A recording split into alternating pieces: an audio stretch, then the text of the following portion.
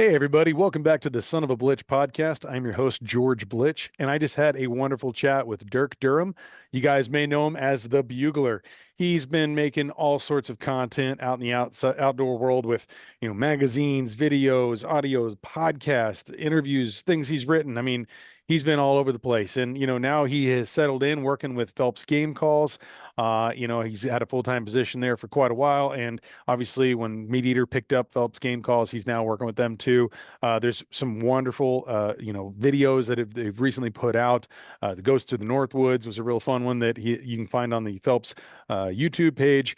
I'll have some links down below where you can kind of get a sampling of what he's doing. But he's a world elk calling champion. And he has designed some amazing calls, bugle tubes, and we talk a little bit about that and kind of, what he hunted last season, what's in his freezer now, what's going to be on his docket for this next hunting season.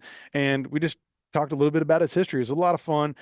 Dirk's an amazing guy, a lot of fun. Everyone really enjoys, him and his personality, and I think you guys will too. So without further ado, here is the podcast with Dirk Durham. Take care. How you doing today, man? Fantastic. Good deal. Well, hey, look, I'm glad you're here. As with a lot of my guests, the first thing I like to do is kind of bring it back to the beginning, give everybody a little sampling of where you grew up and how you got involved in your love of the outdoors and kind of maybe who are some of your mentors. Why don't you talk to me a little bit about kind of your beginning journey, and we'll kind of go from there. Yeah. So I grew up in a small town in America, north central Idaho, little town of Weippe, and there was like 828 people in that town when I grew up there, and it's even smaller now. It's like in the 500s now. It's a very small town, timber community. You had a little bit of ag close by, some wheat fields and wheat farmers and such. But for the most part, it's it's logging country, and my dad, he was a World War II vet, moved to Idaho to get away from the madness of the city and whatnot after the war and just kind of restart life and moved to this little town of Weippe. And for the history buffs, Weippe is where Lewis and Clark met the Nez Perce Indians. And they were on starvation's death door by the time they got to across the Bitterroot Mountains to the Weippe area. And it's kind of like a high plateau almost type of country. And the Nez Perce Indians, they seen them, they saw them coming, and they're like, oh, should we kill them or should we help them? And they were like, these guys have fish eyes and upside down heads because they had beards and blue eyes. They'd never seen anyone like that before. And as luck would have it, Sacagawea was a Native American lady from another tribe who some white people had befriended and saved her from another tribe, I guess, and said, no, they're good. Help them. Don't kill them. So they're like, okay, we'll help them out. And then they spent some time there with the Nez Perce getting nursed back to health. And then they helped them get in the river in their dugout canoes, and on down the Columbia River, they went to the ocean on the West Coast. But anyway, that's the area I grew up in. So, rich with history. Yeah. It's absolutely beautiful country. Lots of mountains, lots of trees.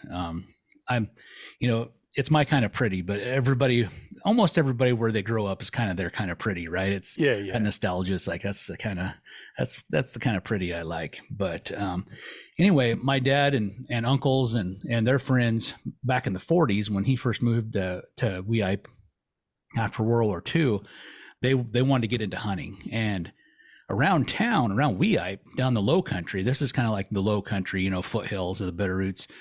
There were very few elk, so they had to travel, way, way, way back to the backcountry to hunt elk.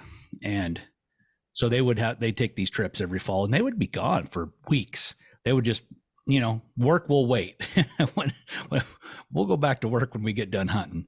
So they would take horseback trips up into some amazing country, up the North Fork of the Clearwater, into the Kelly Creek area, and elk were thick. At that time, they had the nation's largest elk herd. Idaho did, and it was phenomenal. So I grew up listening to these tales, these stories, and of course, back then when they hunted, they didn't shoot bulls. Do not shoot a bull. We just shoot cows. You could shoot either sex, right? And they're like, don't shoot cows because, or I mean, don't shoot bulls because they can be kind of ruddy and kind of tough, and they're just meat hunters, right? They're not Right. into to antlers at all. You can't eat the horns, my dad would say. Right. And so, but like of course I'm like, oh, were there big bulls? And he's like, oh yeah, there were these really big bulls, and he kind of tells stories about that. So of course my brain is just you can hear the little hamster wheel going in my brain at that point. And then somewhere along the lines when I was a kid, I don't know, we were watching TV and there were some old Gordon Eastman Mm-hmm. movies, like the old original ones, and he hunted all over, all the Northwest Territories, Alaska, elk hunted, the lower 48, and I watched those and I'm like, oh my, that was like the coolest thing I'd ever seen. And I told my mom, I said, when I grow up, I'm going to be a hunter. She's like, well, you can't, that's not really an occupation. I'm like, well, I don't care what it is. That's what I'm going to do when I grow up. I'm going to hunt. And from that time forward, I was very interested in hunting. My uncle, he ran a trap line. He did a lot of hunting, and he was a subscriber to all the outdoor periodicals at the time, whether it's Outdoor Life or Fur Fishing Game or Field of Stream. Anyway, he would take all of his old magazines and give them to us, and I would just go through them. So we had like a hoarder's amount of magazines at my house growing up as a kid, including resources. Yeah. Including National Geographics. My dad, he really liked National Geographics, and he liked hunting magazines too. But so that's what, kids these days, they have the information superhighway at their fingertips on a phone, supercomputer. Well, there was nothing like that. I mean, if you wanted to learn about something, you had to go to the library. But we had this giant library of hunting magazines. So I spent my free time combing through these magazines. So I knew everything there was to know about what the coolest rifle scopes were, and the coolest rifles and the cartridges and all the, the big game hunts all over the place. And, I just tore these things apart. And so I just loved hunting magazines back then. And then finally, it was time for me to hunt. Well, by the time it was time for me to hunt, my dad had kind of transitioned out of being a big hunter. He was just, remember he went to World War II, right? So when I was born, he was 50 years old. So by the time I'm 12 years old, he's 62 now. He's not a big, get out and break the brush or push the brush kind of a guy. So he liked to go road hunting. He just kind of like putt around. And I think he really hoped he wouldn't see a deer to shoot. I think that was his secret hope. Like, I hope we don't shoot anything. So he'd take me hunting my first year. And I had a few opportunities to shoot a deer. And he's just like, oh, no, you don't want to shoot that one because of this. Oh, don't shoot that because of that. And he had all these excuses. I'm like, this is crap. I want to shoot a deer. I wanted to shoot a deer so bad. I'm like, well, next year I'm not doing this. So the next year I was 13, and I would have my mom drop me off, or he would drop me off out in the woods. He would drop me off, and I'd be like, all right, I'll see you after dark sometime. So I would go hunt, because we had hunting just a mile from our house. Or is this public land? Is this friend's land? Yeah. Okay. Yeah. Mm-hmm. Like state land. There's a lot of private timber company land, which was all accessed then. Not a lot of BLM or national forest down in that low country, but anyhow, and there was some private land too. My brothers were a little older than me, so they had already worked for farmers and stuff in the summertime, and farmers are like, oh yeah, you can hunt. The only rule is if you shoot one elk, you have to shoot two. They wanted you to shoot a lot of elk. Of course, you can't do that; that's illegal. But anyhow. So I had a good relationship with landowners. So my folks would take me and drop me off various places, and I would go hunt till dark, or they'd drop me off in the dark in the morning and pick me up at noon until I had a driver's license of my own. So cut my teeth on deer hunting. So that was I was all about deer hunting then. Didn't even have an elk tag until I was, I think, 15. And so I shot some pretty nice bucks. And then when I was 15, when I was 14, there was this pond close to our house out in the woods, and there'd been a bunch of bear tracks in the water or in the mud. And I'm like, man, I bet a guy could sit here and shoot a bear. So, I didn't know anything about bear behavior. I thought, okay, what we're going to do is I'm going to sit here by this big tree, get here like an hour before daylight and wait for a bear to come in and get a drink. And that's when I'm going to get him. me thinking that the bear probably comes in at first light, just like deer and elk, but I'm pretty sure the bear came in the night or maybe in the evening, who knows. But anyway, I'm sitting there and I hear the brush popping, and I'm like, all right, get my gun ready. I got a rifle, I'm waiting, and pretty soon, oh, here it comes. And here comes this bear. And then out pops some elk. There's like 3 cows and a raghorn bull. And they walk out, and the bull walks right out in the pond and dances around a little bit, drinks, and gets wet and kind of wallows around a little bit.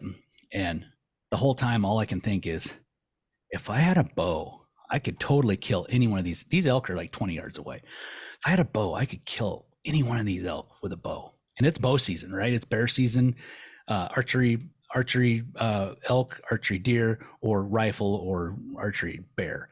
So I'm like, man, if I had a bow, I could totally kill that thing. So pretty soon they wandered off, and I couldn't wait till my dad got there. He showed up around noon, and I'm like, okay, first thing we got to do, we have to go to town, and we have to buy some arrows, and we got broadheads. And I had a bow already, but I didn't have any good arrows for it. Right.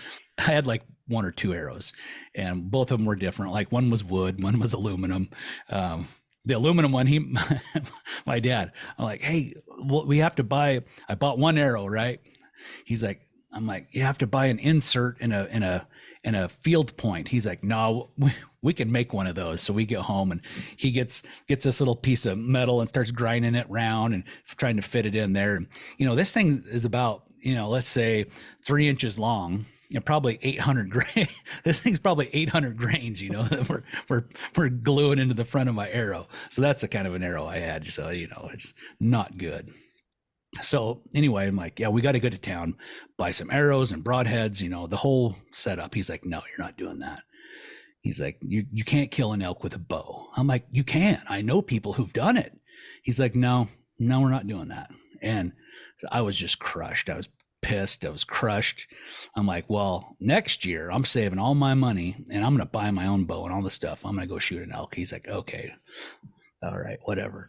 So the next summer I worked hard. I was 15, got a growth spurt, wasn't kind of such a chubby little kid anymore. I grew tall, got strong, and bucked hay bales all summer for the local farmers, and saved all my money, bought a brand new compound bow, all the arrows, everything decked out, got clothes, everything. He's like, man, you're really serious about this, because I didn't spend a dime on anything else. I'm like, no, I'm going to kill an elk. And he's like, all right, I tell you what, you kill an elk with this bow, you kill a bull, I will reimburse you all your money you've spent. And I'm like, okay, great. So he probably thought that was a pretty fair bet. It's like, yeah, he's not going to kill nothing. Well, on the 3rd day of season, I call in a 5x6 and shoot it at 15 yards with my bow and kill it. And again, I didn't have a driver's license yet, because instead of taking driver's ed, I was bow hunting that fall. I was like, no, I'm going to go hunting. I'm not going to waste my time in driver's ed after school. I'm going to hunt every day after school. So it was a Saturday morning, and anyway, I call in this bull and shoot it. And my mom, she was sitting in the pickup, about a quarter mile away, listening to the whole thing. And she, I'll go back to the truck. I'm like, I got the bull. And she's like, oh, wow. So she went back home and told my dad to get his come along to load the elk in the back of the truck, and his $500 because I killed a bull, and he couldn't believe it. So from then on out, like I'd always been, deer hunting, whitetail deer hunting in general was my first love. But my second love was elk hunting, and it just pretty much overpowered the deer hunting for it's so much more fun than, rifle hunting. So and it just kind of went from there. Well, I was kind of curious too, like, I know you got a bow set up and everything. Were you, because for those who don't know, obviously you're a world-class elk caller. Were you doing any calling? Was it just circumstantially? Yeah. What was that like for you, and how did that work out? What was it like your setup? If you can kind of just paint me a little picture on that real quick. Oh yeah. Well, my best friend and I, who my best friend later on married my wife's sister, so we're brother-in-laws nowadays. Oh, there you go. And yeah, so my best friend Randy, him and I were going to get into this bow hunting together, right? So we both worked in the hay fields and made money and spent all of our money on hunting stuff. And so he liked a certain kind of bugle tube, and I bought a different kind of bugle tube, and we kind of settled on the same diaphragm. So the diaphragms we liked back then were built by Lohman, and and they were just a flat frame. This is 1989, right? So Yeah. technology for elk calls was pretty low, pretty primitive at the time. Primitive. Yeah. Yeah. And I bought a Loman bugle tube, and he got this other one. I think it just said Big Bull Productions or something, and I don't know if that was a Glen Berry tube or what. But anyway, so we both had different tubes, and then he thought it would be cool to have an external call called a Elk Talk. It was made by Elk Inc., or it was called Cow Talk, made by Elk Inc. And it was this little two pieces of plastic. They looked like a couple credit cards that were kind of bent, and there was a little rubber band thing in the middle of it, and you would bite on it and then blow, and it would make kind of make an elk sound. It sounded like a weird bird, but elk would bugle to it. They would come to it, but it was not the best. So opening day of bow season, then my buddy and I, we show up and we get there, and I forgot my tube at home. And well, he had his tube, but he'd forgot his diaphragms. I'm like, well, give me your tube, I'll bugle the bull in for you. He's like, no, you'll call it in for yourself. And so he took his cow talk and jabbed it into the end of his tube and was trying to bugle, and it sounded horrible, but the bull would answer. And we were by a farmer's place there, and these elk were out in this wheat field, and we'd had kind of a wet fall and summer, and they hadn't quite harvested the wheat yet, so the wheat was tall. It was probably waist high. And so he was calling to this bull, and these elk weren't coming close enough to the fence line, to the brush and the trees to us. So he just gets this wild idea. He just hunches over, and he kind of hunches over and puts his bow over above his head like antlers, and just kind of starts running out through that wheat field, showing a shape, and it looked like antlers coming through the wheat field. So he ran out there and then just kind of disappeared. And that bull seen him, and it just came running from the other side of the field. It was about 200 yards away when he seen him, and that thing just came barreling over to him. And I'm like, God, that thing's going to step on him any second. Like, what's he doing? The thing's standing there just perfect. Pretty soon it kind of jumps around, looks around, and it jumps around, looks around again, and then takes off and bugles and gets the cows rounded up, and away they go. And they disappear out of the field, and he comes back. I'm like, did you get him? He's like, no, I missed twice. Like, how could you miss? He was like, he's like on top of you. He's like, it was like on top of me. Too close. Well, right. Years later, he would admit, he's like, I finally figured out, because one day he shot every arrow in his quiver at bulls, like 6 different bulls. He missed in one morning. And come to find out, he's like, I finally figured out, he's like, I just kind of black out. I pull my bow back, and I don't even put my sights on it. I just pull back and like point my bow towards the elk and shoot. I just kind of black out. And finally, after he identified his problem, he was able to like start killing stuff with his bow. Yeah. But but that's pretty common. A lot of people do. But anyway, back to the calls. That's what our calls were. It seems like people kind of naturally gifted at calling. You either kind of get it right away, or you struggle for a long time. I picked it right up. I think the shape of my palate is just the right shape to where I can call easily with it. The learning curve wasn't that bad, and he was pretty good with his calls too.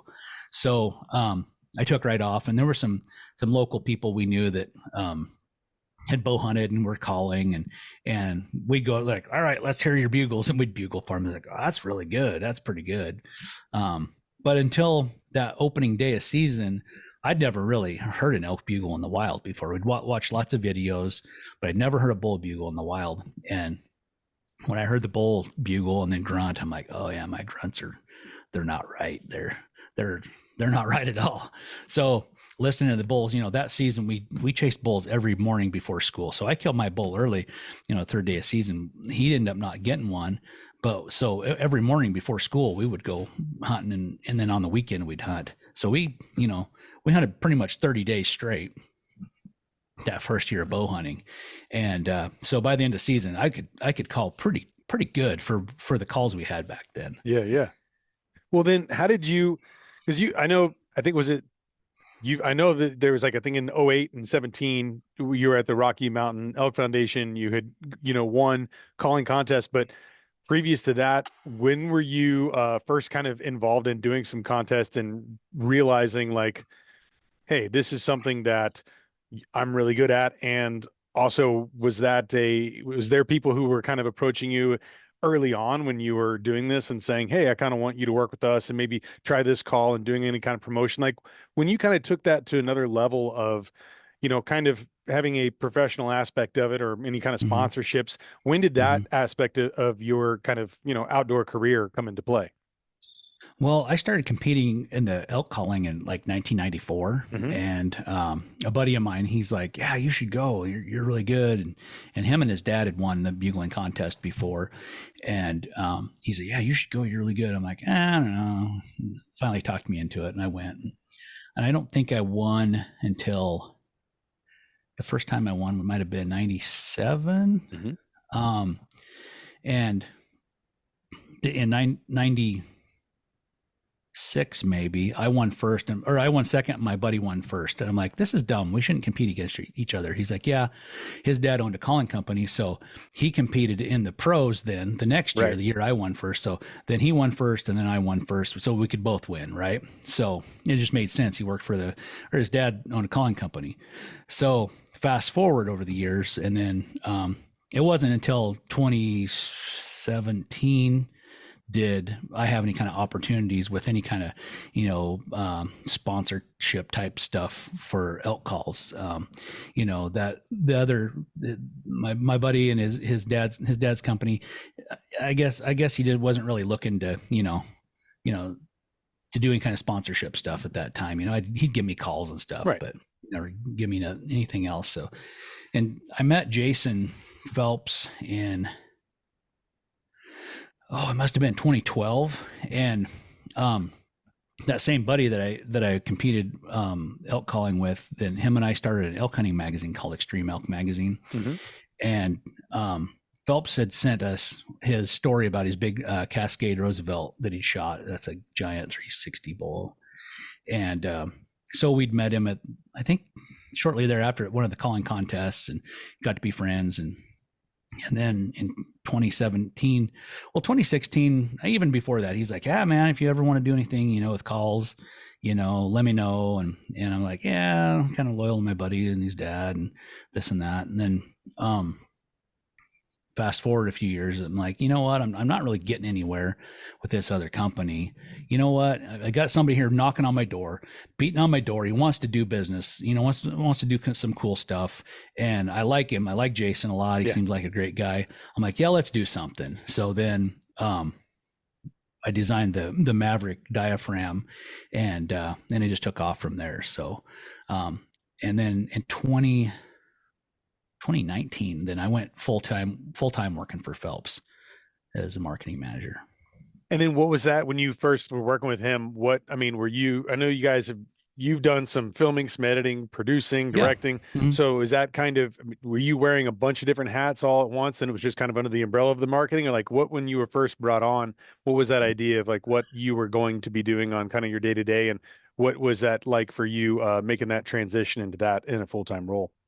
Yeah, so that was my job title was sales and marketing manager when I first came on at Phelps, and but not to exclude other things, whether it was product development, project management, whether we had some new stuff coming out, like dealing with vendors, dealing with vendors and getting everything put together and get the stuff shipped here on time, and, yada, yada, yada, so we can get this thing to market. Um, yeah, and then production, film production, content creation, editing. I kind of wear lots of different hats, Yeah. social media management. It was kind of the deal like, yeah, you can come to work for us, but what are you going to do? I'm like, well, I could do this, and Everything. this. Yeah. Anything you want me to do, basically. He's like, all right. I'm like, anything you're too busy to do, because mind you, at the time, Jason was still working a full-time job Yeah. at the state of Washington, and he's like, well, I could take some stuff could come off my plate, so I was able to take a lot off of his plate, over the next couple of years, and that was pretty nice. And then, to this day, my job titles even changed even more. It changed to like now I work for MeatEater. So Yeah. Phelps is my I work under the Phelps umbrella, but MeatEater is I answer to a MeatEater boss, and MeatEater sends my paycheck, but I don't really answer to my MeatEater boss. He doesn't really has anything for me to do. Like it's all still Phelps. So, Jason and I talk every day, and we're working on all of our all the Phelps stuff behind the scenes. So, and I'm still editing all the videos and a lot of that kind of stuff, and still managing social media and doing a lot of the marketing roles still. So, Well, and you're also doing some podcasting work there with Cutting the yeah, Distance. You guys are is it still the plan? You're kind of doing every other one? And I mean, I yeah, know that, that was kind of when you brought on to do that. Why don't you talk a little bit about that? I mean, I know you did the Bugler broadcast podcast for a bit, and you had a yeah, handful of episodes there, and yeah. even Jason on there. But then when you started kind of coming in and taking on that role too, so that you guys could both kind of cover different grounds and some of the same together. Why don't you mention a little bit about, kind of what that's like for you and what you set out to do within your episodes that you're managing and hosting. Yeah. So the Bugler broadcast podcast was my baby under my channel, the Bugler, on YouTube and on podcasts. And about the time I was getting going good on that, then Phelps Game Calls was acquired by MeatEater, and part of the contract was I start putting all my content efforts into the Phelps bucket. So I quit putting stuff on my channel and start putting everything into Phelps, and then. But at that time, we didn't have an opportunity for a podcast. And Mhm. after the first year, then Jason was given the opportunity to do the Cutting the Distance podcast. Remy Warren was Mhm. leaving, and they said, "Hey, Jason, would you do this?" And he's like, I think he reluctantly accepted. He's just like, I guess I could probably do that. So then he did it for a year or so, and then they're like, and it was only a twice a month podcast. They're like, if we got Dirk involved, we could do 2 more episodes a month, and then it could be once a week. So they're like, yeah, let's do that. So then I got invited to be a co-host or a host on the podcast. So by design, I'm supposed to do 2 a month, and he's supposed to do 2 a month. But sometimes we get our scheduling crossed, or he'll be busy, he'll be gone doing something, and he'll like, hey, can you do these? And then whenever I get back, he'll reciprocate and kind of fill in where so he'll take my 2, and then a couple other 2, and then and then he'll fill in mine. It On the averages back out, end. right? Yeah, it all averages out. Yeah. Yeah, and so that's been good. And podcast doing really well. You got a lot of Mhm. the downloads are really good. A lot of listeners. And we try to do listener questions every so often, because people can send an email in, and I have a super secret number they can call in, and they can maybe they just rather just call and say what they want to say, and then I can play their message and then answer it like that. I kind of like to do it like that. It seems Yeah, a that's fun. little more personal. Yeah. Yeah. So Yeah. Do you want to share that number with us now? Do you have it on committed to um memory, or we'll I'll put it in the show notes?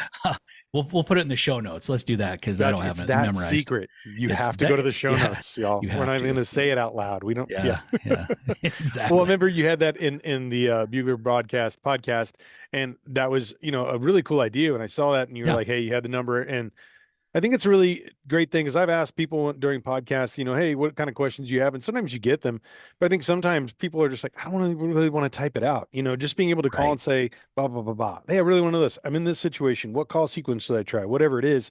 And obviously, you've been hunting elk for like 35 years about. And so Mhm. you've had a lot of situations that you can talk about. And I wanted to run into one question because you mentioned earlier about like how that area that you had hunted was one of the largest, groups of elk, one of the, Yeah, habitats there.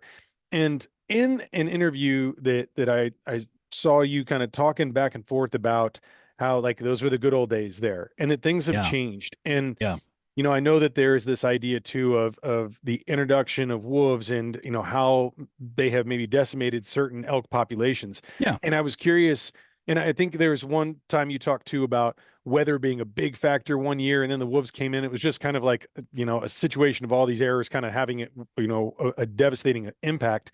And yeah, I was kind of wanting you to walk through when did this change? When were the good old days? Do you see things changing now, or do you still see a lot of difficulty in the areas where you're hunting and what you're kind of talking about there? yeah. So yeah, that region of Idaho, they kind of dub it the Clearwater region, Hmm. and it's a pretty large area. I think that area is probably over 3 million acres, Mhm. of mostly Forest Service land. And back in 1910, there was they called it the Great Fire or whatever, and it burned the entire backcountry of the Clearwater region and on up into the panhandle of Idaho, up towards Kellogg, Idaho. I mean, way up north, and millions and millions of acres burnt. And fast forward to the 30s, 40s, 50s, and 60s in Idaho. Well, all the vegetation started growing back, made fantastic elk habitat, right? Sure. And so that was the boom time, the 70s and 60s and 40s, like my dad was saying. He's like, there were trails you could have drove a Jeep, elk trails you could drive a Jeep on almost, if it, it was pretty vertical, but they were that wide, like hundreds and hundreds and hundreds of elk everywhere. Anywhere you look, there was elk all the time. So you go from that to where by the time, I'm able to hunt elk, it's still really good compared to today. Mm-hmm. But it's nothing compared to what it was even in the 70s and early 80s. I did a podcast on cutting the distance with a guy named George Beatus, and he'd hunted that famed Clearwater country back in the 70s and early 80s, and it was incredible. The story he told about it. I didn't see that in my time. Things had gotten less elk by the time I was able to hunt, but still really good. So you start having an aging forest, so you have less grasses. The brush, the shrubs, everything they're starting to mature and get tall, really tall. So you have less feed. You have less feed on the winter ground. So habitat does play a part in this overall. But also, they were on a slow decline between that, and the number of, predators. So bears were taking a pretty good hit there in the 80s on the elk in the Clearwater region. They'd done lots of studies, and you can even buy 2 bear tags in that area to this day, because they're trying to curb the number of predators in that area. But so by the time 1995 comes along, that's the year they introduce wolves to Idaho, reintroduce wolves, right? So they reintroduced these wolves to Idaho in 1995. And then in 96, we have a 100-year winter. It came early, in October.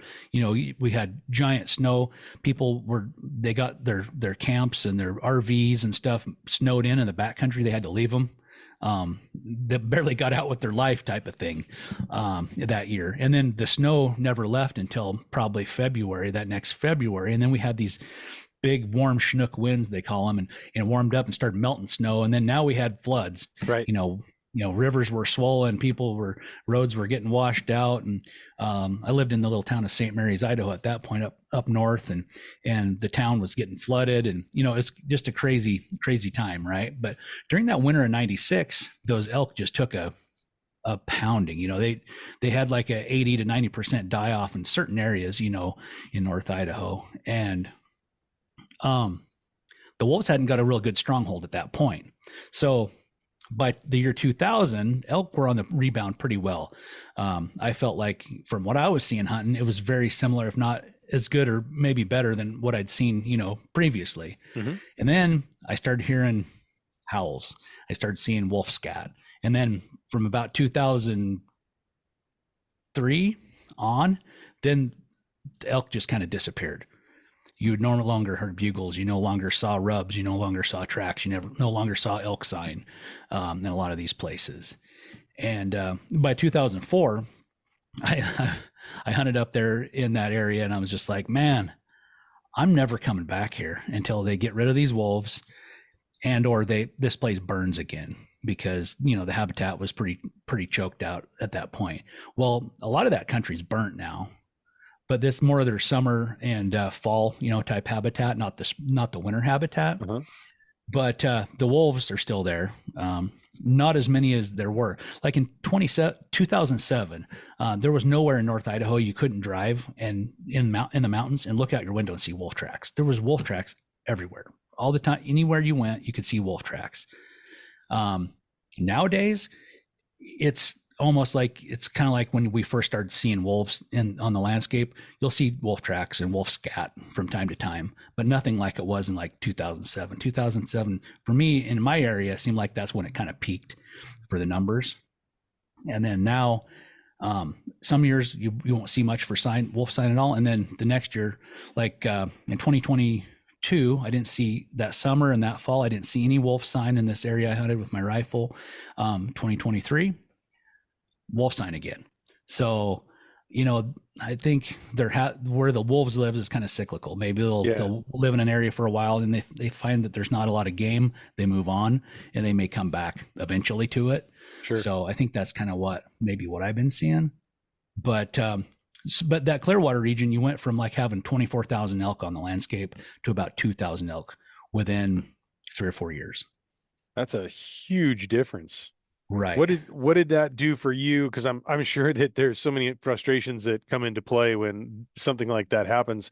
Was there another spot that you would go to hunt, or other states that you would travel to, or were you kind of just sticking it out a lot of times there and kind of hunting what you knew? Yeah, at that time in my life and with my time off and stuff to go hunting, I'd have a week a year to go hunting, and then maybe a weekend.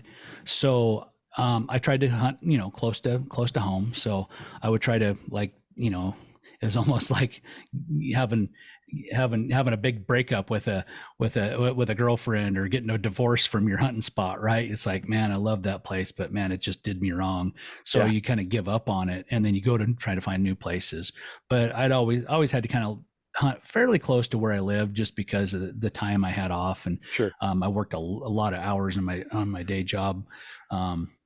All week. I was working 60 to 70 hours a week, so I didn't have a lot of time to goof off and scout and stuff. But as time went by, I think in 2010 I changed jobs, and then I had a lot more time. I had weekends off and I had a lot of vacation time, and I was able to get back in the swing of things. But I kind of started hunting some of the same old spots again. It's like you kind of get sucked back into those bad relationships, right? Of course, but yes. but the good thing, what some people, they don't understand. They'll see like, oh yeah, well, you got that area and you have some success, but I know that area like the back of my hand. I know if the elk are not here, probably going to run into some over here, and if they're not there, they're going to probably be over in this other spot. Whereas if you had to come in cold turkey, you'd never been there, let's say you were hunting as a non-resident, you'd come in and you might spend 10 days and not even find elk, because it's big, ugly country, nasty country with and the elk they're hard to find in that kind of country. You can't glass them. You can't like get up on a high perch and glass. There's so much timber and foliage on the brush that you hardly ever see an elk in the open. So binoculars are almost worthless in a lot of that country.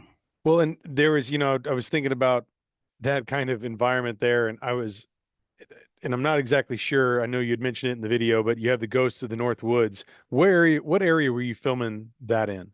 That's North Idaho. Okay. Because, it looked like some serious terrain, thick, steep. It's so challenging. And so whenever you're talking about that, I have this idea, and I think everyone should go check out that video. It's a really good one. And man, you change a truck tire fast, by the way. Yeah, that good. Well, I spent 18 years working in the tire industry. So, basically a pit crew. A one-man pit crew. I can do all this at the same time myself. Yeah. But no, that it was, and that video too, for those who haven't seen it, I don't want to like tip anything off, but it seems like there may be a part 2 to that. Is there a part 2 coming? I remember there was a talk at the end. Again, I don't want to leave much out, but no, I'd like there to be. Yeah. But so that hunt was in 2022. I haven't got my 2023 season edited yet, so I didn't hunt up there in that same spot in 2023. And then 2024 looks like I'm going to be in a different spot again, like the opposite of that. It's going to be big, steep, wide open type country, by the looks of what I got coming up. So, maybe it's a 2025 project. I'll get to go back up there, but I don't know. I still run trail cameras up there. I've got some soaking on that same ridge where I called in that giant bull. I'm hoping they'll go up there and I can't get up into that country until like July of this next summer. So, it's the snow doesn't leave. It's like impassable until July. So Oh, wow. I'll, Okay. I'll get up in there in July and check my camera and see if he even came back or not. But Yeah. anyway, that's Was one of that my your big biggest bull that hobbies. you've seen to date Um, in the flesh, or at least in Idaho? no, in 2001, I called in a giant bull that was found the next year, dead, wolf kill, and it's a 400-inch bull. It's and it's a bull it's incredible. It's got 24-inch brow tines and thirds and fourths, and the mass on the burr is like probably 15 inches around the burr part. It's an incredible elk, Wow. and I highly doubt you'll ever see an elk like that come out of North Idaho again. I hope so. I'm Yeah. like very hopeful Like, that hope I there turn will be. it. But that bull was old. He had great genetics. He had Yeah. good feed. He had the perfect life. But anyway, so that bull on that bull, ghost bulls of the north, then he wasn't that big. I mean, he was big, but he was the biggest bull I've seen in Idaho since 2001. So Well, and just to give, I am not an elk hunter, but I do know enough about what it, quantifies big bull. But for those who are listening who maybe not, when you're saying, a 400, I mean, that's a massive bull. What is that kind of, what would you give people in saying like, this is an average size bull and this is a big one? Like, what is that stretch there, just for listeners who may not, kind of gather that? yeah, so North Idaho, I think a really big bull typically is that 320 to 330 class. A 340 is fantastic, and if you find one that's over 340, like a 350 type, 350 to 370, it's unheard of. I know probably maybe two or three people that have killed a 350 type bull or bigger in the last decade, and maybe the last 20 years in Idaho. I could probably count them on like two or three fingers. Yeah. Yeah. They're just those kind of bulls are not on the menu. Right. The country doesn't lend itself to that. The winters are hard. They're those elk.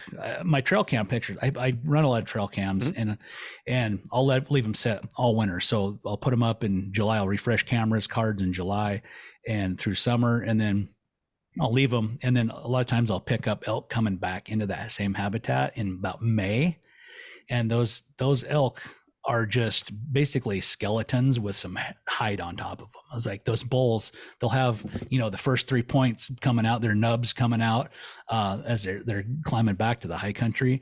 But man, it's like it takes such a toll where They're worn down. They're worn down. Like they're in the areas in the valley, the river floor, there may be 4 feet of snow in April, type of thing, depending on the weather. So they have a pretty rough winter in that kind of country. So they pack on a lot of meat and they pack on a lot of horns from let's say May till August 10th when they quit growing, or maybe even mid-July or whatever, whenever they quit growing. They shed out the velvet usually the first week of July or August or so. But compared to other places, they have better winters, probably better habitat for wintertime, less snow, better forage in the backcountry all summer. It just so these elk for what they have to eat and how they have to live. A lot of places, let's say Utah, they don't have to compete with big predators like wolves. So they got bears and lions, but they don't have wolves that seem to really beat them up pretty bad. So the elk down there seem to grow a lot bigger, and maybe they got better minerals anyway down there. Who knows? Yeah. Yeah. Well, I wanted to swing back because you just mentioned, you haven't finished editing the 2023. Can you walk me through your, most recent hunting season? I know we're on the verge here of turkey, and I kind of wanted to go there and ask you about what you got planned here in the immediate timeline. But let's bring it back to this last fall. What was this like for you? Where all did you go? What kind of success? What's sitting in your freezer right now? What are you cooking on a day to day? Kind of like let's take it back to that if you wouldn't mind. Okay, yeah. 2023 has been dubbed my worst elk season of all time. Oh no. I had a tough year, man. It was tough. Elk didn't act right no matter where I went. I just did not get a lot of good bugling action. Elk would bugle a little bit, but it seemed like they were social distancing. It would answer a couple 600 times. yards. Yeah. Yeah. And you're like, okay, well, I'm going to do my normal thing and move up and get over there by them. And the next thing you know, they're further away. the next time they answer. And then the next time they answer, they're further away, and then you may not get another one after that. Like, it was really weird. Like, usually they'll hold their ground pretty good. And I will say, like, when I kicked off my season in Idaho, and I wanted to hunt close to home. So if I would have done my due diligence better, I would have looked at the number of tags that get sold in this particular area, and I would have seen, oh yeah, I don't want to go up there. There's way too many people. But I'm like, oh yeah, because I've spent a lot of time up there in the summertime scouting and camping, and there's doesn't seem to be a lot of people in the woods. And I'm like, oh, this will be great. And had trail cameras. I'm like, oh man, I got some really good bulls on trail camera. I was like, this place is gonna be awesome. I wanted to kind of hunt a little closer to home so my son can come, because at the time he had a kind of a weird schedule and hard for him. He'd work nights and then he'd have a few days off and stuff. I was like, well, if I hunt close, then he'll come up and hunt. So we put together this plan. I hunted by myself the first 3 days of season, and I was on bulls, right away, but they weren't super vocal, which that's pretty typical of opening weekend, in Idaho. It's either you'll find one that's like, wow, he's kind of bugling pretty good, but these weren't. They would bugle enough to where you get close, and then I kind of gave up for the weekend, the Labor Day weekend, because I know, a lot of recreationalists and people will be out there dirt biking and Sure. four-wheeling, and just it gets busy, and I'm like, no, I'm gonna go back to town for that madness, right? So as I was leaving, a lot of people were pulling in, and when I came back with my son a few days later, it's like the people that came on the weekend to recreate, they might have stayed, or they traded spots with hunters. And man, there was a hunting camp in every single place that you could pitch a tent. It was crazy. And then there might be 7 pickups in one camp, and so you're like, okay, well, let's kind of hunt some obvious stuff that people drive by. I like to find some of those places. Sometimes people are we got to get to the back country way far back and hunt elk, so sometimes I see them from the road. Yeah. Yeah, sometimes you might find them and you might drive right by them. And right. So we tried some of those spots, and we were kind of getting fouled up. Anytime we'd hear a bull bugle, and within a day somebody'd be there on them. And then I'm like, all right, well, let's go to the back country. And then every trailhead had 7, 8, 10 pickups parked at it, and it's like, man, I'm not going to fight this. So then this particular zone had 3 units within that zone. Okay, we'll try a different unit. So we tried a different unit. Same thing. Okay, we'll try the other unit. Everywhere we went, lots of people. I'm like, well, I don't think I want to continue to burn a bunch of gas trying to find a place to hunt here. I think we'll just call it, because I had a Montana tag burning a hole in my pocket. And Austin, my son, he's like, yeah, I got some stuff to do around the house anyway. I'll go do that and then go back to work. So cameraman Dusty and we left, and Dusty had a tag for the other side of Idaho. And I said, well, hey, on the way to Montana, let's stop for a few days and hunt for you and see, maybe we can get you a bull. So, and it's an area, they call it a capped zone in Idaho. So they limit the number of tags they sell to residents and non-residents, of course. So with that in mind, you think, oh yeah, there won't be very many people there. Man, it was just as bad as the other place. There were people camped everywhere, and elk were just not acting right. You would, if you could get one to bugle, they would only bugle a couple times. And if you put a move on them, and they'd clam up. But I think, and then we start, people, anytime we'd find elk, then within a day, there'd be people around us. And I think people were having the same kind of experience we were. And that's why it seemed like there was a lot more people than normal. I think typically when elk bugle pretty decently, you go out to your spot. Oh, I hear bulls bugling. You just keep going to that spot. You keep chasing around or whatever, and you don't really expand out too far because you're on elk, right? But I feel like everybody was kind of doing the same thing we were doing. We were trying to turn over every stone, trying to find an elk that would play. And finally, I think we were there 5 days. I'm like, let's go, man. Let's go to Montana. Maybe we'll have a change of luck. And because I had buddies up there saying, oh yeah, man, they're going good up here. We're a couple guys shot one, that people are shooting elk and bulls are bugling good. So we get up there just in time for them to quit of acting course, like that. Right? We get there, it's just like, man, this is a ghost town. Should have been here yesterday. Yeah. Right. I'm like, man, that was dumb. We should have hit that other spot on the way home, after we went to Montana and killed one. So then we fought pretty hard, like the rest of September into Montana, you can hunt into October in archery. And I think we went home on October 5th or something. And yeah, I didn't draw my bow back until September 28th, 29th, after being there from the starting bell through hunting most of the season. Um, yeah, it was rough. And then I missed. Oh, I missed a big bull. I ranged wrong. So there was in a big dug fir stand of timber, this big open, no brush, and there's just big trees. And I zapped a bunch of these trees with my rangefinder. And I'm like, okay, yep, that one's 50, 40, 30, okay, got it in my head. And it'd been a little while. And then here comes this bull. And I'm like, oh, crap. And he gets behind this tree. I'm like, oh, yeah, that tree right there was 50 yards. He steps out. I draw my bow, and he steps out, and he stops, and I send it, and it goes right over his back. That tree was 40 yards, so shot right over him. man, that's tough, man. Yeah, I mean, I guess it better the clean miss than, the opposite. right.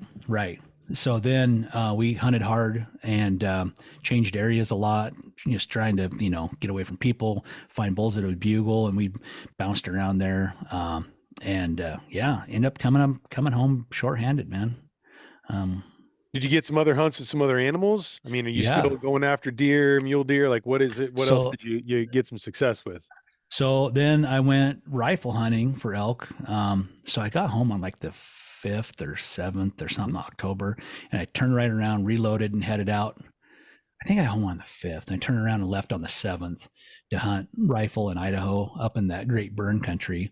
And yeah, I got my ass handed to me there too. There's just not not a lot of elk, and this last year there was way more people than I'd seen in 2022. So it's kind of weird. Like, I don't know. I feel like sometimes the fish and game kind of turn people onto areas. Maybe they're like, oh yeah, you guys should go try that area. That's in the middle of freaking nowhere. I You're mean, like, stop, that's my spot.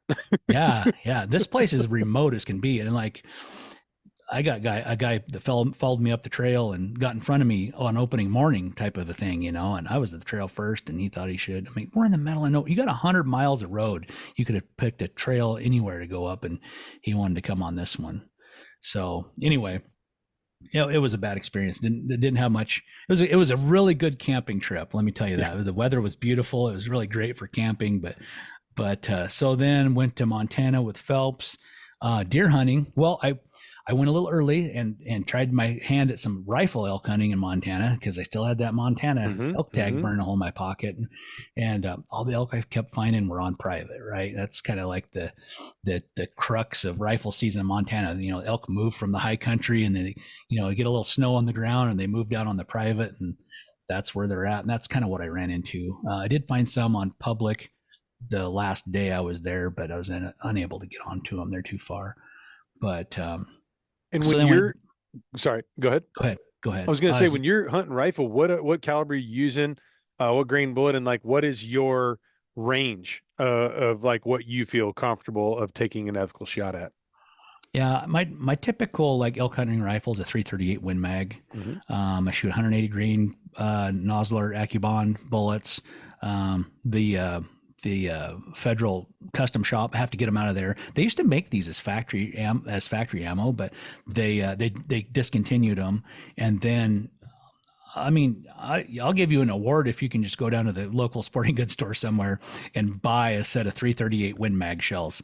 I seen this super cheap Winchester PowerPoint, the same bullets I was shooting in 1989, Yeah. right? I seen some at the sporting goods store the other day, $95. What? They were the first ones I'd seen, not 338 Win Mag, I'd seen in the store for like 4 or 5 years, and Yeah. they were like the crappiest ones you can buy for $95. On the flip side, you could buy a 300 Win Mag in that same style for like $49. Yeah. So it was Yeah. just like, come on, guys. I don't need them that bad. So anyway, I get them out of the federal custom shop. They're expensive, but they're basically like hand loads. Yeah. Yeah. So great shooting rounds. I've shot consistently out 600 yards because I got a loophole with a dial. Like I got the dial, and I've got the rangefinder binoculars that has all the data for my gun in Sure. it, and Sure. I can hit consistently out to 500-600 yards. After that, once you get further than that, then a lot of other things really become crucial. So I'm not comfortable shooting past that. But ended up shooting my deer in Montana last year at 400 yards with that gun. But Right on. Tell me about that deer. What was that one scoring, and or where, it give was me a it little was bit a of background on the it story on was a that one. whitetail. It was a whitetail, and what we kind of come to find out was Montana deer were kind of on the decline the last couple of years, and it was gonna be a tough hunt. And I told Phelps, I said, you know what, the first decent deer I see, I think I'm gonna shoot it because I don't want Hmm. to.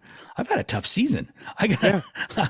I gotta take some meat home. The Deserve a missus is win. Yes. Yeah, the missus is not going to be happy with me if I come home with no meat again. 45 So days you've been gone and there's nothing to show for it. so we get this deer spotted, and I'm like, he's looking at through the spotter. I'm like, is it a mature deer? And he's like, oh yeah. He's like, I'm a shooting. He's like, well, you better come look. So I go over to the spotter. I'm like, oh yeah, that's definitely a shooter. So I go lay down and I shoot it. But I was glad, I was happy, super happy to get that monkey off my back, and Yeah. broke it down and brought it home, and then fast forward, we go to Kansas whitetail deer hunting, and we're like, oh, this is where it's going to be, because Kansas, the place we're going, our buddy Randy has lots of nice property. He manages herd well. He feeds them, whether it's supplements or crops. He's got these deer live in deer heaven, Is right? this I'm like, Newberg? oh, no, this is our buddy Randy Milligan. Okay, got it, So got it, got it. so he owns this property there, and so we get out there, and the first evening we set on stand, this is November. We packed for cold weather, because the year before it was pretty cold when we were there. It was 78 degrees in the stand the first night. On the stand we're sitting there, and I've got these zip off fleece overalls, and I got my legs zipped out, and I've got them legs off, and I'm almost sitting in my underwear there. I'm just like, this is ridiculous. So the weather was warm all week, and it was not conducive to good deer feeding, Right. and typically during that time of the year, our buddy Randy puts his stands on food sources, whether it's food plots, or like on corn or something, where the does will come and eat the corn. Hmm. And then the bucks don't really care too much about corn, but they'll come in and For the check does. the does Yeah. that are on the corn, and then they'll just kind of move through. But none of the deer gave a crap about corn. They didn't care about the food plots. They were staying up in the timber and stuff. So if we had been more prepared, if we had some like tree saddles or some stands, to set up in trees, and like pinch points and travel patterns, I think we'd have done really good. But the deer just weren't hitting the places we were at. Phelps ended up getting a nice buck, and then I missed. Here we go again. We got a nice weather pattern in. Well, the night that the weather came in, Phelps killed a buck, and within 15 minutes, I'm full draw on a big buck. I called in from like 150 yards. I called in with our new ground call, and I don't know if you're familiar with a redneck blind. It's like Yeah, yeah, yeah. it's an elevated blind made out of fiberglass, I think, and it's Hmm. got windows and stuff, and it's got a couple like picture windows, and then it's got these long, skinny windows in the corners that you can open up, and they're about 12 inches, maybe 15 inches wide. So you open them up, and then you can kind of, if if you're a contortionist, or maybe Right. a little guy, you can like get over there and shoot through those windows good. But Dusty and I had to kind of, cameraman Dusty, he had to kind of change spots with me. This buck's coming, and I'm like, oh man, if he goes across there, I'm thinking he's going to come he was on a beeline. I thought he was going to come in about 30 yards.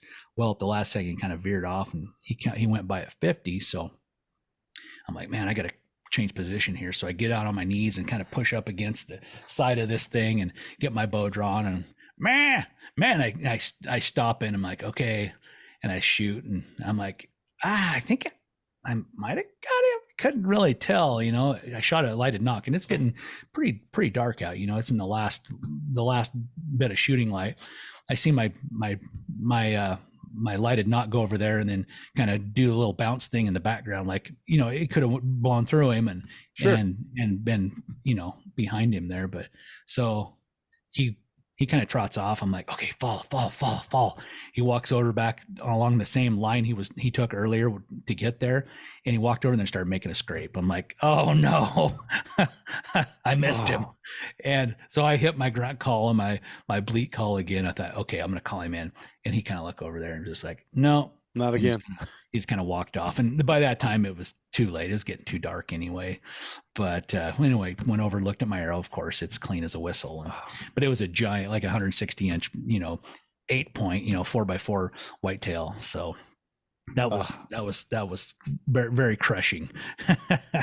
We, Very crushing. so you got some redemption this fall, huh? I mean, where all are you going to be heading out this year? I know you're probably getting some plans together. I mean, obviously we're on the edge of turkey season. I'd like to ask you about where you're going to go there too, but what do you have planned for your elk hunting and maybe some deer hunting this fall? Idaho for sure. So I Mhm. have a good buddy that lives in Wyoming, Cody Wilson. He and I went bear hunting last spring together. Him and I and Corey Paulson, our business manager at Mhm. Phelps, we went bear hunting last spring in Wyoming, and he's been wanting to come to Idaho for a long time. I'm like, hey, why don't you see if you can get a tag? Because for a non-resident, it's like a whole ordeal trying to get a tag, and it's like, I don't know if you're gonna get one. I mean, they call them over the counter, but it's not really over the counter. You got to kind of run the gauntlet to get a freaking tag in Idaho these days. So he gets a tag. I'm like, all right, so we're gonna go. So him and I are going to go the last 2 weeks of September, and I have a buddy, this guy named Bradley Dammerman. He's a guy I went cat hunting with, shot that big mountain lion with, and shot a Mhm. bear with him. And Jason here a couple weeks ago, Yeah, and I went with him, and Jason got a mountain lion with him. So he's going to come hunting with me, elk hunting with me.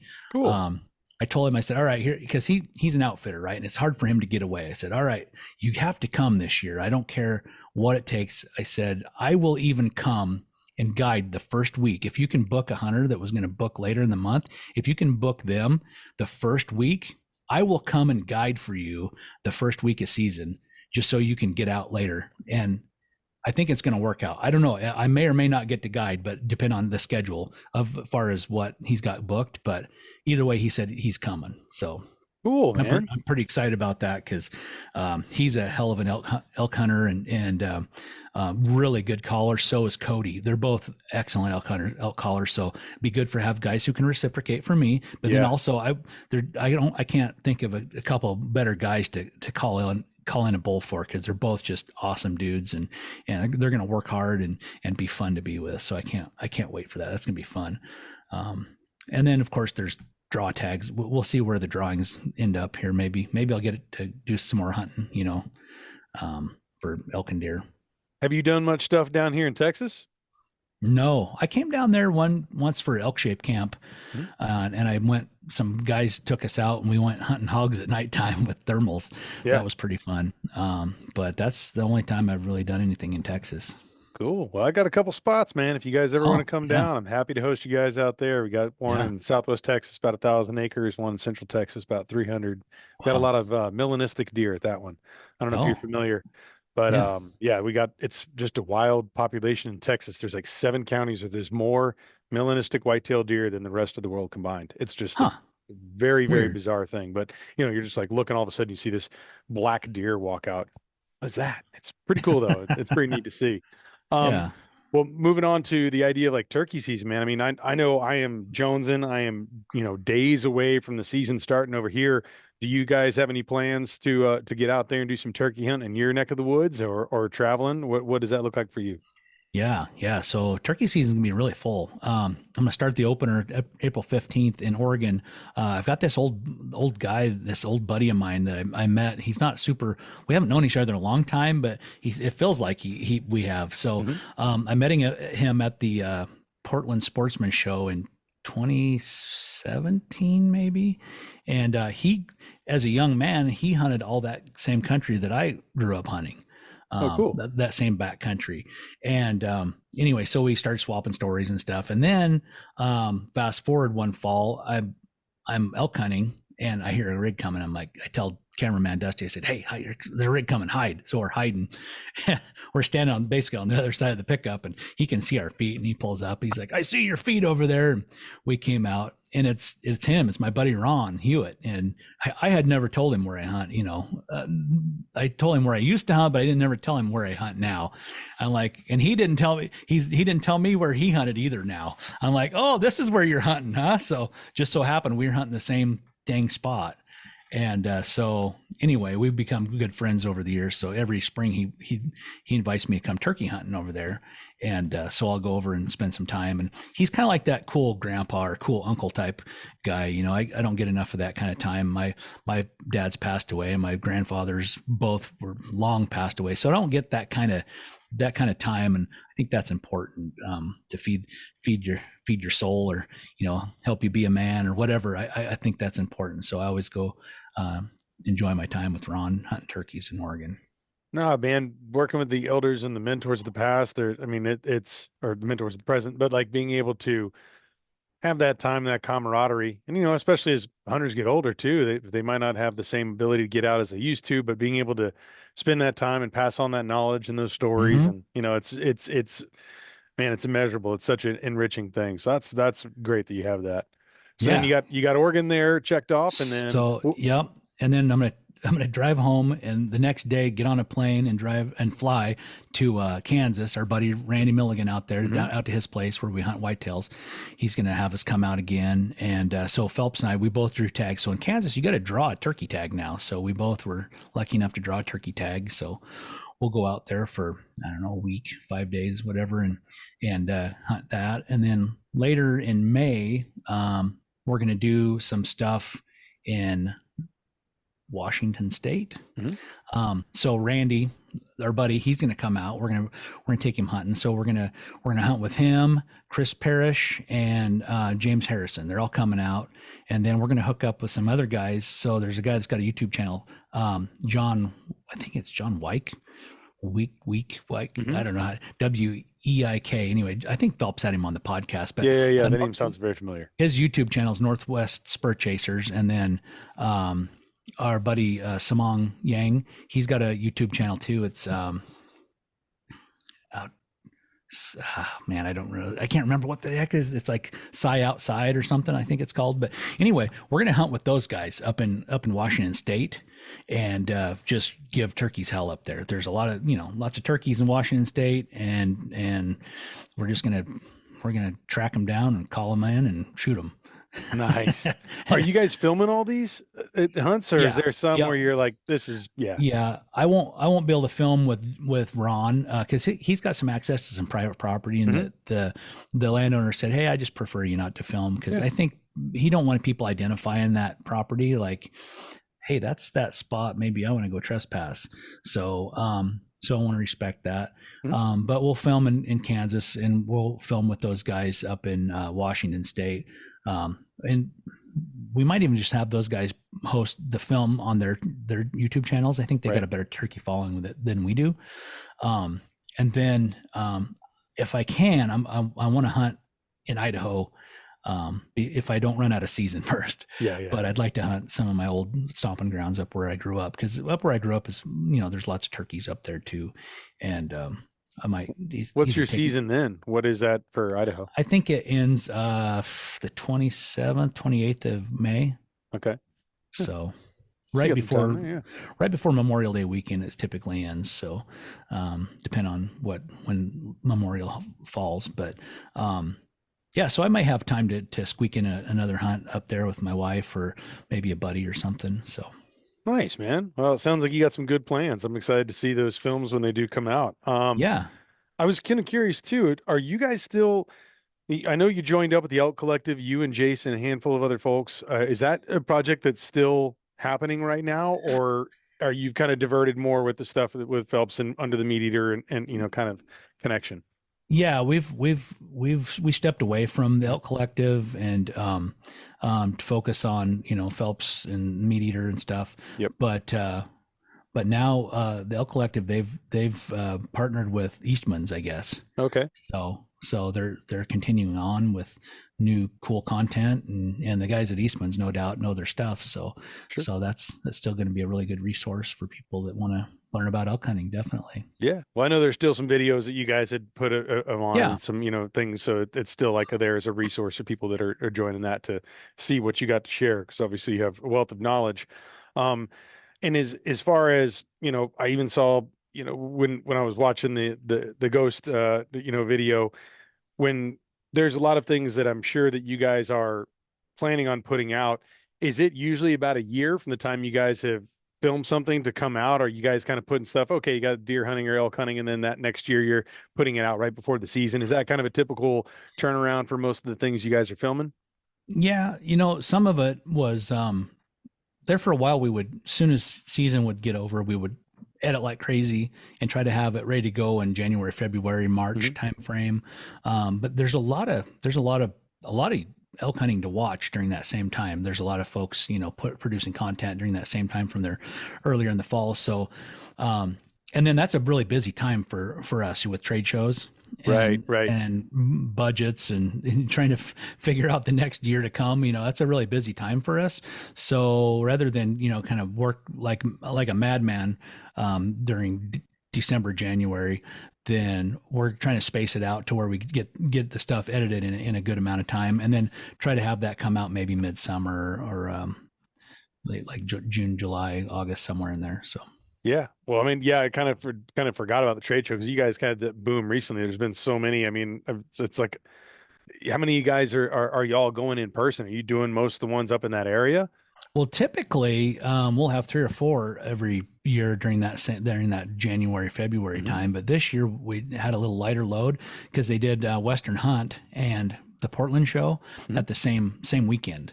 So, but then we had to split the team. So Jason Phelps and the crew over there, they went to Portland and manned the booth, and my wife and I and our other dream, I call him the dream team because try to get a dig on Jason somehow, but me and the dream team. Then we went to Salt Lake City and manned the booth there, and then we coming up in April, we're going to be at the Mile High show. Hmm. Phil Mendoza down there is putting on the Mile High expo there, and that should be really cool. He said, um, the sports show that's been going to Denver, Colorado for a long time is just doesn't maybe represent the hunting community like it used to.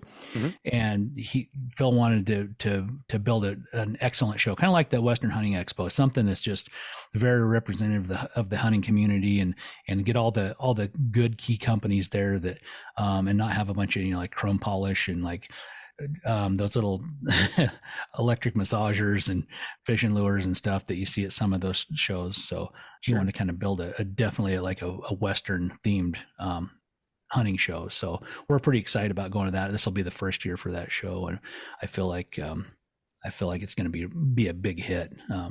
Hopefully, see lots of people there. Nice. You know, we got a few questions left, and one of them is kind of about, one of the things you're taking in the woods. I know that the Maverick signature amp call is one that, I've heard you talk about in some different interviews and podcasts. That's kind of one of your go-tos. Yeah, Um, and obviously you got the Renegade signature, bugle tube there. I was curious, like, what are aside from those, maybe, what are some calls, for elk that you would suggest people check out from the Phelps line? And I know you've also mentioned before, hey, it's good to get a couple different types to try yeah. of different, but maybe some suggestions for people who are wanting to, maybe some beginners that are wanting to get into it, or folks that, maybe some of the new lines you guys maybe have coming out this year that you can kind of tease and talk about. Just kind of looking for some suggestions on that. Yeah. So, especially for new callers, you just never know. People always say, "Well, what's the easiest one to blow for a new caller?" Well, it's hard to know or quantify what a new caller's point of reference is on how hard to blow a call. One person may think, "Man, I need to blow this super hard because an elk is loud, and I need to be really loud." And then another caller, maybe they don't have that kind of like pressure to blow a call that loud, or maybe they don't want to blow. And maybe they want to be more stealthy. Maybe they've heard that maybe you shouldn't blow calls real loud. So, but to define that on a person to person basis is impossible, right? Right. Like I'll ask people point blank, like, well, how do you think? And they're like, I don't even know how, if I blow hard or if I don't, I don't know. And so what I like to do, like to recommend three different calls that have three different basically different latexes. So I'll always recommend a Maverick. Our Maverick is a thick latex, tight stretch, which equals hard air pressure. So if you feel like you blow hard or you don't know how hard you're going to blow, that Maverick is a good one. And then also we have our gray amp. So that's kind of that middle of the road latex, kind of a medium thickness, medium stretch. So you don't have to blow it nearly as hard as you do Maverick. If you blow super hard, you may overblow the gray one. But if you don't blow hard enough, then you may not be getting the performance out of that gray one that you want either. So that's why I also recommend our black amp. So our black amp has red latex, and it's kind of a pretty thin latex with a pretty tight stretch. So it doesn't take much air pressure at all, and you can get some really great notes out of it. You can bugle, you can cow call. All three of them you can bugle and cow call with. But after you play around with one of those, you'll be like, oh, I really like this one or that one. And then I recommend whichever one you feel like most natural with or comfortable with, then practice with that one. And that's what I would be like, all right, every day practice with that thing. And you don't have to practice like for an hour a day. Keep it simple, 5-10 minutes a day. Just get that muscle memory to where every time you put your diaphragm in, your tongue knows, oh, I know what we're supposed to do. I don't feel like I need to gag or throw up. I know how much pressure to put, how much tongue pressure, how much air pressure. I know exactly the spot. There's like a little sweet spot. You put it on your tongue. And once you kind of get that muscle memory, after I say if a person does this like 10 minutes a day for a week or two, it's going to become second nature. You'll pick it up pretty quick. So then practice with that one that you like. And then after you get pretty comfortable with it, go ahead and pick up one of those other two that you bought in the initial and play with those a little bit. Because a lot of times what I find, people will start out with this one as a beginner. They manipulate it best. But then once they kind of understand airflow and how to manipulate the call, they like one of the others better. They're like, well, I like this one, but this one's way better now that I know how to blow it. Right. So, and then with those three calls in mind, let's say you like the certain one, but maybe you don't want to blow so hard, or maybe you'd like to blow harder.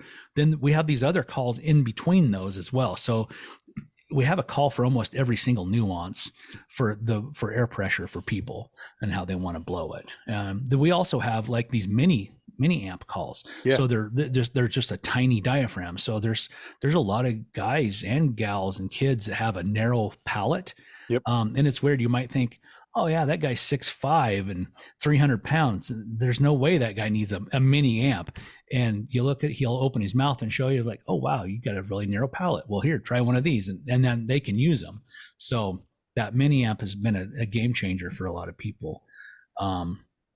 So I recommend those diaphragms. And then we have this new, I prefer that Renegade bugle tube. I love it. It just kind of goes for my kind of calling. And maybe that's because I'm just used to it too. I've used it a lot, and I'm used to how much air I put into it.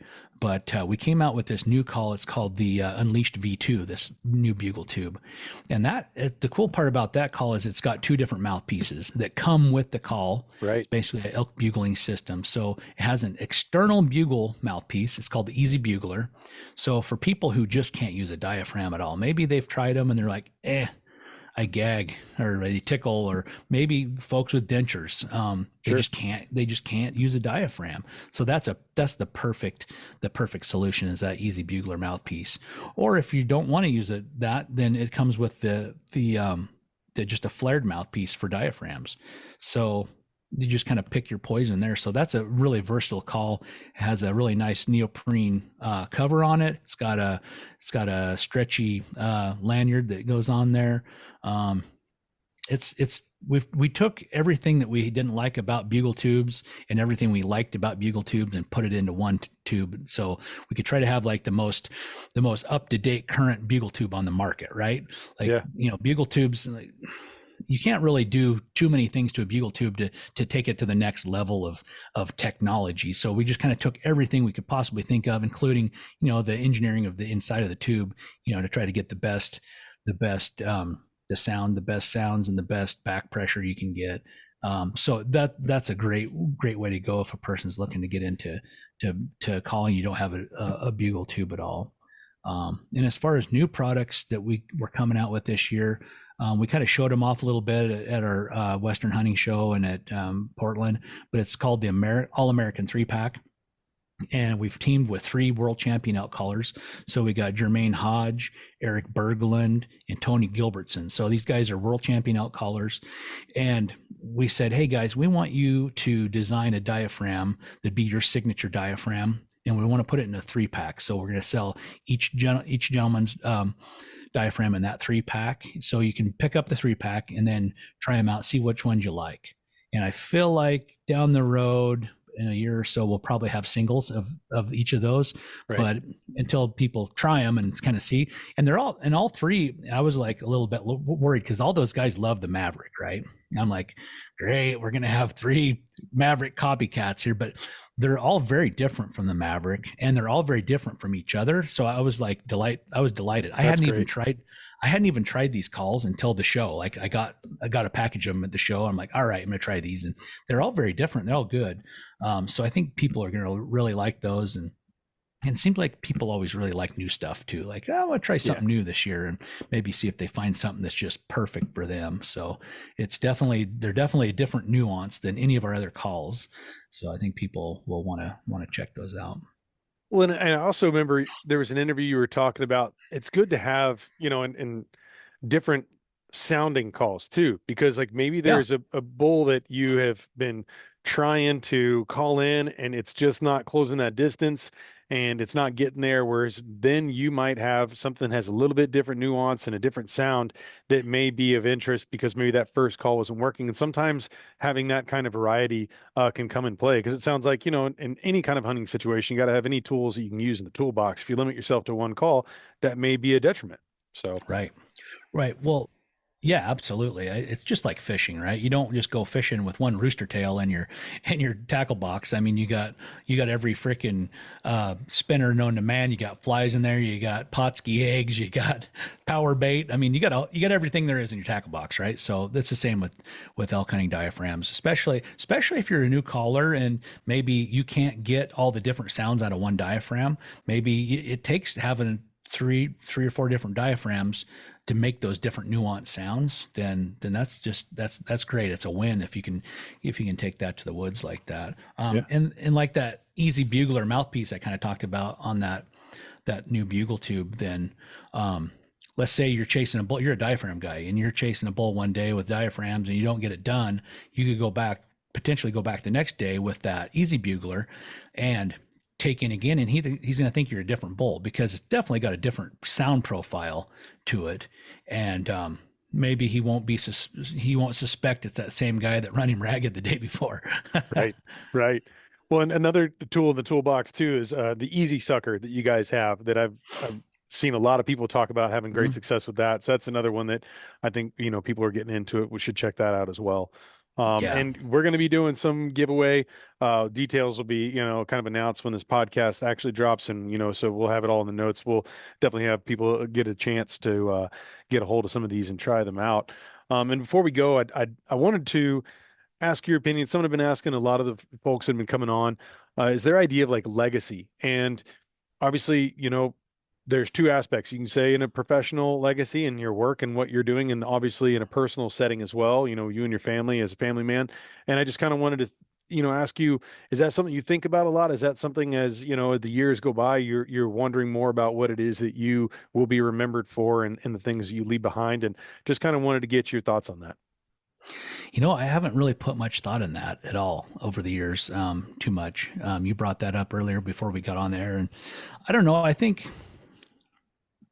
one thing I would like, as far as being a part of this hunting industry, I feel like maybe a legacy I could leave behind or maybe be known for later on is like, I want to try to leave it better than I found it. Right. I want to build good, strong relationships. I want to do good business with people. I don't want to take advantage of people because there's a lot of sharks out there in this industry and in others, of course. I think it's everywhere, but I want to leave it better than I found it. And, if anything, I want people to be like, oh yeah, I met that guy. He's a good guy. I don't want to try to come across as a jerk or a pompous a-hole or whatever. I just want to get along with everybody and I want to leave this industry better than I found it. And if I can share my knowledge with what I've learned along the way, I'm happy to do it, because when I started elk hunting, there were some people that were sharing resources, but it wasn't the same as it is today. Like technology and everything has advanced so much with YouTube and apps and all this stuff where you can learn. I mean, you can learn whatever you want to learn nowadays. Back then, it was like, well, he had a VHS tape and maybe you read a book, and the information hasn't really changed that much, in my opinion, from what I read when I was 15 years old versus what kind of my take on elk hunting is today. I feel like not a lot's changed as far as tactics and the way elk behave. And it seems like I tell people the same kind of stuff that I learned, back then. It's like, Yeah. elk hang up, they do this, they do that. But anyway, I'm happy to share what I've learned with people. And I think that for just like my professional legacy, maybe that's what it'd be. Just try to leave this industry better than I find it. And if I can help someone and encourage them and maybe give, I always say elk hunting will change your life. And if that's your reason to live, if that's your reason to work hard at a career, to make money, if that's your reason to become fit or become, to make healthy choices, if that's your reason to be a better husband or a better father, whatever that reason is, if I think elk hunting can change your life and the people around you. So if I can help people do that, that's a huge win to me. That's a great answer. And I know you've talked about it. I know I've talked about it on the podcast, a lot of different guests, what we get going out into the outdoors and some of those things, like you said, health, your exercise, you're getting out there. It's good for your mental health. Getting out there. I mean, you talked about it with your father coming back. I mean, I know a lot of different veterans, that is something that has been something that's helped keep them here when they've had Yeah. different struggles. And it's so empowering. And, it's not just always about, I think people are, oh, you're going out there and you're dominating deer. You hear it from the antis or whatever. And it's Yeah. like, we're enjoying this way of life. We're putting food on the table with our family. And we know where it came from. I don't think you can get more authentic than that. And you're being a part of that landscape. And, I know you've talked too about like, how great it is to have a group of, people in your, camp, whatever it may be, deer, elk, turkey, whatever it is. Like you have that camaraderie and, people who are working with each other. That is a huge importance. But then also getting your time out in the woods. And I know you've talked about that too. It's like there's also an accountability. Hey, if I mess up, it's on me, right? But it's Yeah, like, but exactly. when you're out there and you have that, it's a spiritual experience. It's different for each person, but it is something that is so soul filling and it's so fulfilling all in and of itself. So, I love being able to bring people out and share that and being able to introduce people into hunting. And I know when you're able to, at your level of experience, uh, being able to, give these tips and tricks and pointers and things to people to be able to advance their awareness and they can have more success, which will probably, want them to get out there and do that more or bring other people into the fold. I think that kind of thing is contagious. And that's the type of spirit that we need to be able to bring to ourselves in this outdoor world of, that true authentic connection that we have out in the world. So I definitely, that reverberates a lot with me and what you're saying there too. So, I appreciate you sharing that and I appreciate you coming here and talking with me today. And I know our guest is going to learn a lot. For those who are interested in following your journey, can you give some of your social handles, what websites to follow? Obviously we got Phelps Game Calls and, with the MeatEater umbrella. Why don't you just go ahead and give, some of these handles and places where they can, learn more and maybe watch some of these videos we talked about. Yeah. So on Instagram, I'm on there. I'm the Bugler, one word. Same with YouTube. So I've got a bunch of content on there, my old content. I'm hoping to put some new stuff on there. I'm really hoping, crossing my fingers, it could happen. And then on Phelps Game Calls YouTube channel, of course, all of my hunts for the last, I don't know, 3 or 4 years are on there, as well as with Jason Phelps. And then Facebook, the Bugler as well. So those are the best places to find me.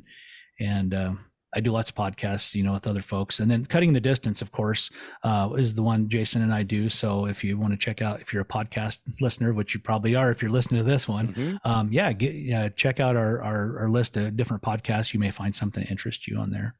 Yeah, well, you guys got some great guests. You have some great information that you're sharing on that. It's a great podcast. I really suggest people go and check that out. And once again, man, I really appreciate you coming out here today, and we'll be in touch. And you let me know when you're ready to come on down to Texas, man. All right, that sounds great. All right, you take care. Yeah, thanks, bud. You too. Cheers.